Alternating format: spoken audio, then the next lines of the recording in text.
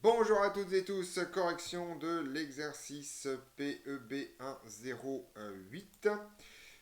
Donc on vous parle d'un oscillateur mécanique dont la position est donnée par la figure 4. Alors ça c'est assez intéressant parce qu'on est plutôt dans un cadre d'électrocinétique, mais en fait il s'avère que c'est plutôt un exercice sur les équations différentielles linéaires. Donc on parle d'un oscillateur mécanique qui manifestement n'oscille pas.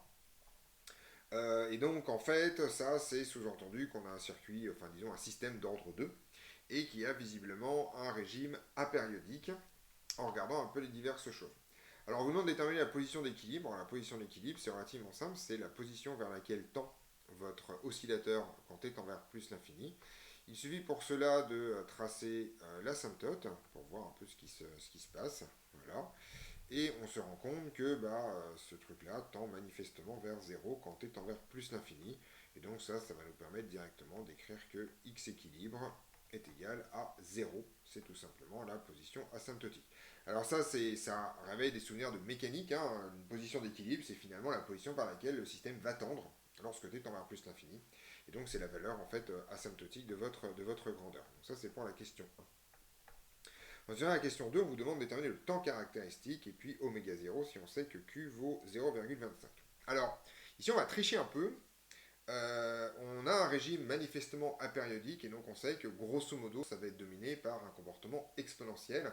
Et donc en fait, ce qu'on va faire, c'est qu'on va supposer que cette courbe, euh, mise à part au début près finalement, eh bien en fait va se comporter comme un système du premier ordre. Alors on voit que c'est impossible ici puisque la dérivée a l'air manifestement nulle, il y a une courbure là. Mais on va quand même faire ce raisonnement-là et donc ce qu'on va utiliser c'est la chose suivante. On sait qu'entre le début et la fin, on a parcouru 3 volts, 3 volts, pardon, 3 mètres, voilà, puisque c'est en mètres. Ici, hein, on a parcouru 3 mètres. Et donc la question, c'est au bout de combien de temps on a fait... alors c'est pareil, c'est des exponentielles, c'est un taux, c'est deux taux. Donc je rappelle quand même, pour qu'on s'en souvienne, que exponentielle de moins 2, si vous en souvenez pas, vous avez largement réutilisé votre calculatrice. Mais exponentielle de moins 2, ça vaut 0,135, d'accord, donc à peu près 0,14. Et donc en fait, on va essayer de regarder quand est-ce que la position atteint. Eh bien, c'est pas très compliqué. Je vais faire 3 mètres exponentielle moins 2. Et ça, à la calculatrice, ça me donne tout simplement quelque chose comme 0,41 mètres. Voilà. Et donc, je vais tout simplement aller chercher un espèce de curseur horizontal que je vais mettre à 0,4, donc ça va être à peu près par là, dans ce zoo-là, hein, c'est pas, voilà, quelque chose, oui, ça a l'air bien, peut-être un peu au-dessus, voilà. Là c'est 0,4, et ensuite je vais me munir d'un curseur vertical, finalement, et je vais regarder l'intersection ici entre la courbe et ça, et donc en fait je me rends compte que j'ai un temps caractéristique taux qui vaut à peu près 2 secondes. Alors par rapport au temps caractéristique de l'électrocinétique, c'est énorme, mais n'oubliez pas que c'est un oscillateur mécanique et donc il est normal que les temps caractéristiques soient relativement longs pour les systèmes mécaniques. Hein. C'est la raison pour laquelle on voit les choses se déplacer et que les choses n'ont pas l'air instantanées dans le monde réel. Donc on a un temps caractéristique taux qui va à peu près 2 secondes. Je vais l'écrire en rouge puisque c'est quand même quelque chose qu'on me demande. Voilà. Donc je vais l'écrire là. Je vais l'encadrer en rouge. C'est pas du rouge ça, toujours pas. Voilà, je vais l'encadrer en rouge. Et ensuite, on va passer à la partie compliquée de la question. On vous demande de trouver oméga 0 si on sait que Q est égal à 0,25. Alors là, il faut se souvenir un peu de la structure des équations différentielles et des racines. Donc en fait, je rappelle la chose suivante. Les racines du polynôme s'écrivent, donc je vais les écrire R plus ou moins, s'écrivent de la façon suivante. Moins oméga 0 sur... Oups là. Moins oméga 0 sur 2Q, plus ou moins oméga 0, racine de, alors ici, Q est petit, donc c'est 1 sur 4Q2, moins 1. D'accord. C'est ce qui se passe quand on a ça. Alors en fait, il s'avère que le temps caractéristique taux va être lié en fait à la plus petite, en valeur absolue, ces deux racines, c'est les deux négatives, donc en fait, taux, c'est égal tout simplement à 1 sur, eh bien en fait, c'est celle où il y a un plus, et après il y a un opposé, donc c'est oméga 0, racine de 1 moins 1 sur 4 Q2 moins 1, moins 2Q. Pardon, moins 1 sur 2Q, excusez-moi. Moins 1 sur 2Q. Alors on peut bricoler un peu cette expression-là, hein, c'est 1 sur oméga 0. Alors ici, on aimerait bien... Alors il y a une possibilité de négliger... si Q est petit, en fait, on va pouvoir négliger 1 devant 1 sur 4 Q2 et faire un développement limité, mais en fait c'est assez compliqué parce qu'ici Q vaut que 0,25 et 1 sur 4 Q2 dans ce cas-là vaut 0,25, ce qui fait un quart de 1, c'est pas très très petit, donc ici on va devoir garder l'expression complète. Alors ce que je vais faire, c'est que je vais multiplier cette expression par 2Q au numérateur et au dénominateur, donc je vais avoir 2Q en haut, je vais avoir 1 ici, et je vais insérer 2Q là-dedans, et 2Q la racine carrée de 4Q2, et donc je vais me retrouver avec 1 moins 1 sur 4Q2.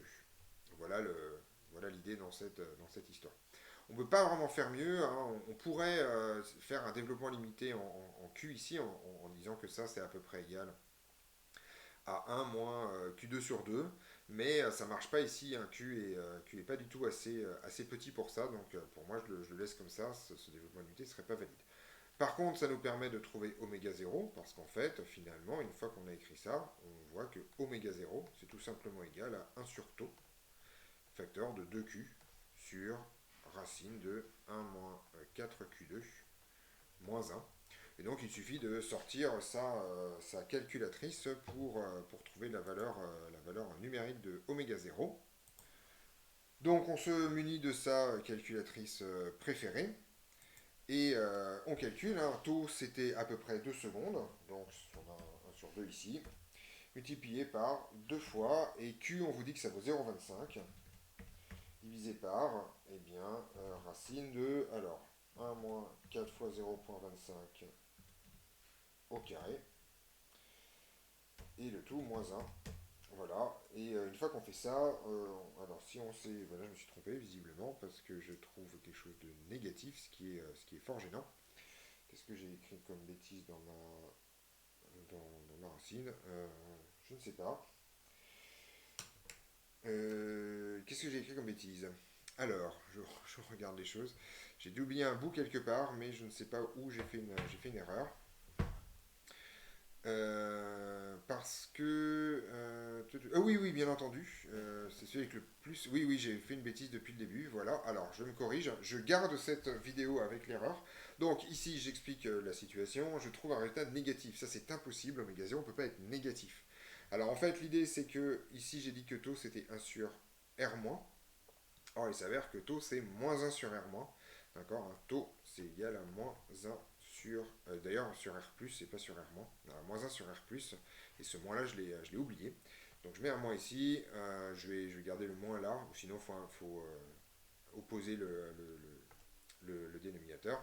Voilà, et donc, a priori, avec ce moins-là, je trouve un résultat positif. Donc, attention, on bricole pas le résultat parce que ça devrait être positif. On essaie de comprendre où est-ce que c'est trompé, on corrige son erreur, et on refait le calcul. Voilà. Donc, si on fait ça, on trouve que oméga 0 vaut 1,86. C'est une pulsation, donc c'est en radians par seconde. Voilà, ceci termine cet exercice avec cette petite erreur, mais que je laisse à dessein, parce que le but du jeu, c'est une petite remarque finale sur cet exercice, le but du jeu n'est pas de ne jamais se tromper, mais quand un résultat est manifestement faux, de s'arrêter, de revenir en arrière et d'essayer de comprendre où est-ce qu'on s'est trompé, pour au moins présenter un résultat qui a le mérite d'avoir un sens physique premier. Voilà, donc je laisse cette vidéo avec cette erreur. On se retrouve donc dans d'autres vidéos pour d'autres corrections.